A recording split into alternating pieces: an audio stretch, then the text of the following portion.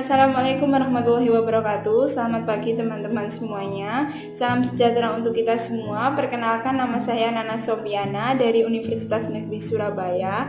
Kali ini saya akan menjelaskan mengenai gagasan saya, yaitu optimalisasi wakaf berbasis blockchain untuk pembangunan Indonesia Islamic Science Park dan untuk menuju atau mendukung SDGs 2030.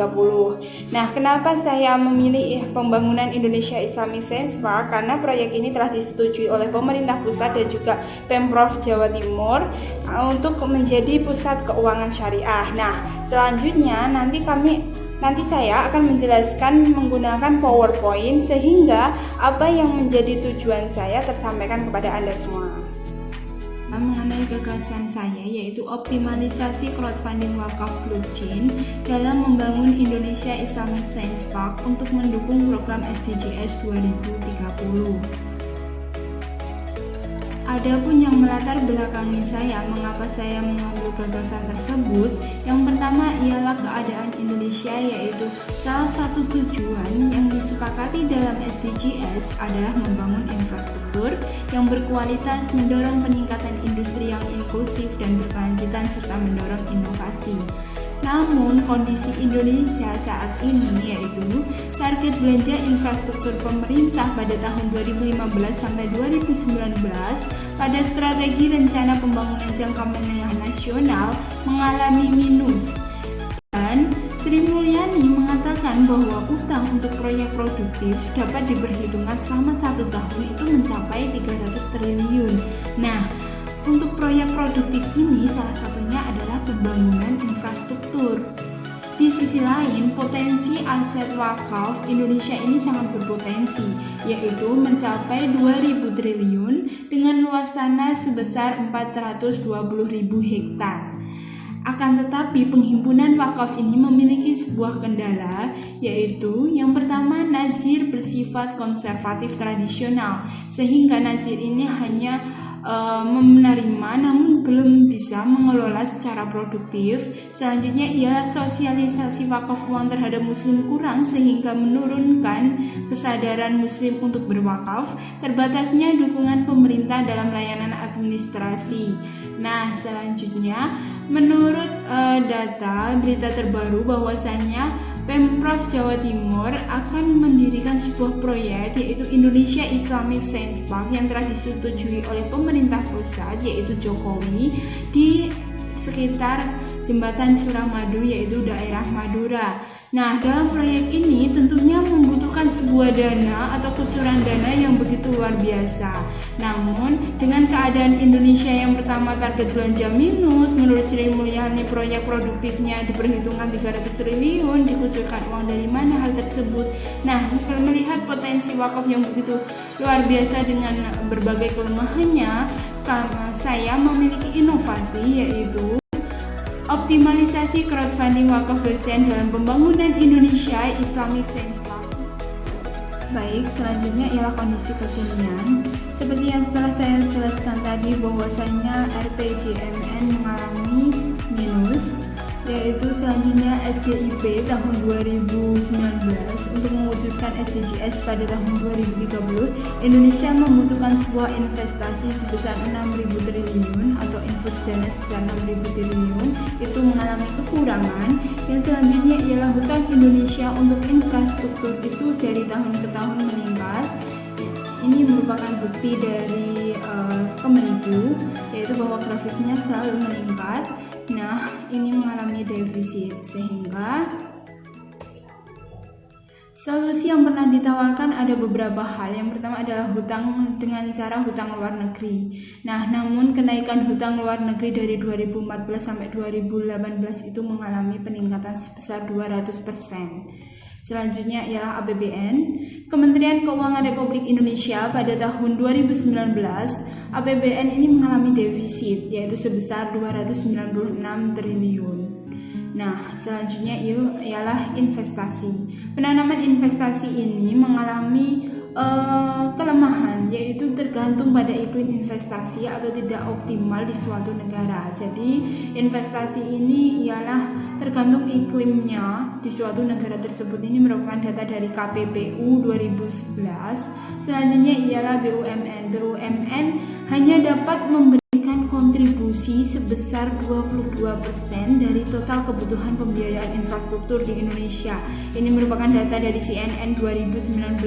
Jadi dari hutang luar negeri, APBN, investasi dan juga BUMN belum mampu memberikan solusi yang inovatif dan efisien untuk pembangunan infrastruktur Indonesia guna mendukung SDGs 2030, yaitu infrastruktur pembangunan yang berkelanjutan.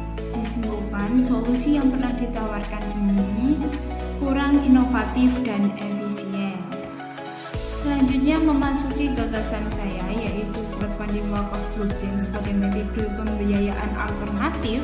Yang pertama saya akan menjelaskan tentang crowdfunding. Apa sih crowdfunding? Crowdfunding itu metode penggalangan dana dari masyarakat dalam jumlah berapapun dengan menggunakan platform. Jadi ini seperti dana. Selanjutnya ialah mengenai blockchain. Apa sih blockchain? Nah, blockchain itu adalah teknologi tanpa perantara pihak ketiga dalam suatu proses pertukaran data yang terjadi dalam proses transaksi, sehingga dia lebih transparatif dan juga lebih inovatif dan juga efektif teman-teman, karena waktunya itu lebih singkat karena tidak ada perantara ketiga. Memasuki pada mekanisme crowdfunding wakaf blockchain dalam mengatasi permasalahan. Nah, ini ada wakif menyalurkan dana kepada perbankan syariah. Perbankan syariah memberikan dananya kepada nazir. Nah, nazir nanti dihubungkan oleh manajer aset, manajer dana, dan asuransi syariah menggunakan aplikasi blockchain sehingga transparansi itu terjadi.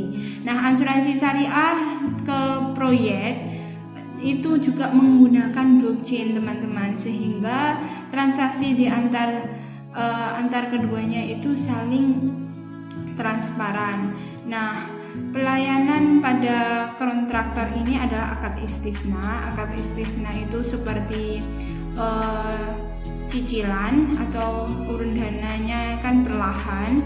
Nah, selanjutnya urun dana tersebut diaplikasikan untuk pembangunan proyek Indonesia Islamic Science Park di bawah.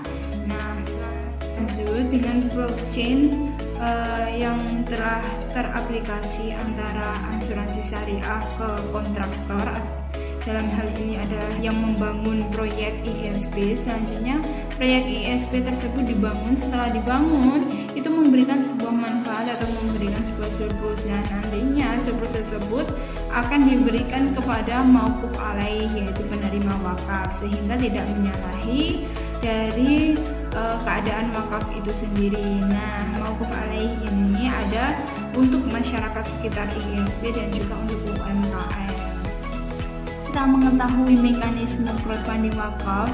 Selanjutnya kita memasuki pada analisis SWOT wakaf blockchain dalam pembangunan Indonesia Islamic Science Park. Nah, ada kekuatannya nih, membantu negara mengurangi beban biaya pembangunan infrastruktur. Crowdfunding menawarkan urun dana tanpa suatu batasan atau berapapun bisa. Blockchain ini sebagai sistem yang menyuguhkan transparansi dalam suatu transaksi. Namun ada kelemahannya, itu membutuhkan koneksi internet yang stabil.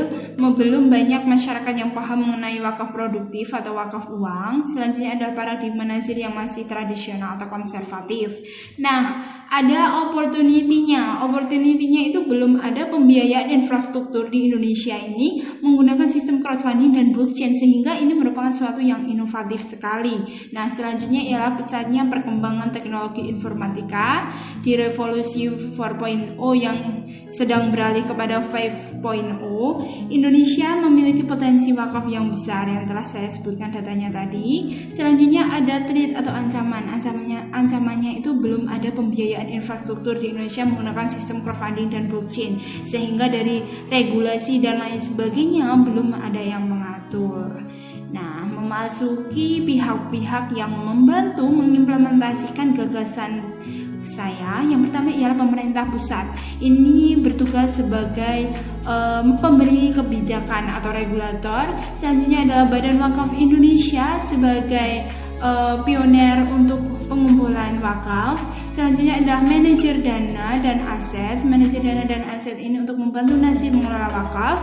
Selanjutnya ialah masyarakat dan wakif. Masyarakat dalam hal ini adalah yang mengurunkan dana melalui crowdfunding tadi. Selanjutnya adalah kontraktor atau pembangun realisasi dari proyek. Selanjutnya adalah asuransi syariah untuk menjamin keamanan suatu proyek apabila terjadi sesuatu seperti bencana alam dan lain sebagainya. Ialah langkah-langkah strategis untuk mengimplementasikan gagasan dari 2020 sampai 2025 sebagai berikut. Dan selanjutnya ialah prediksi keberhasilan. Solusinya inovatif untuk pembiayaan dan pembangunan, juga mendukung SDGs, meningkatkan perekonomian negara. Selanjutnya ialah mengurangi utang dan pengeluaran APBN. Terima kasih, semoga bermanfaat. Sekian dari saya, semoga bermanfaat gagasan yang saya berikan. Wassalamualaikum warahmatullahi wabarakatuh.